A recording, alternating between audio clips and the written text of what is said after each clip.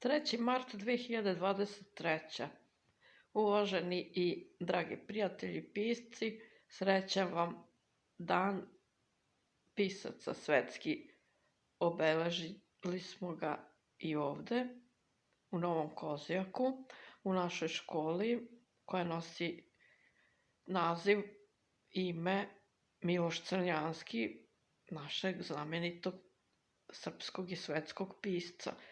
Zahvalnost učiteljicama i svom osoblju škole koji su nam omogućili susret i našem svešteniku Goranu Stojanović koji nam je danas dao blagoslov, a velika je radost bila družiti se sa decom od predškolskog nivoa zaključno sa 4. razredom uzrasta, jer smo učestvovali zajedno u međunarodnom projektu Poklonite svetu bajku na temu princeza.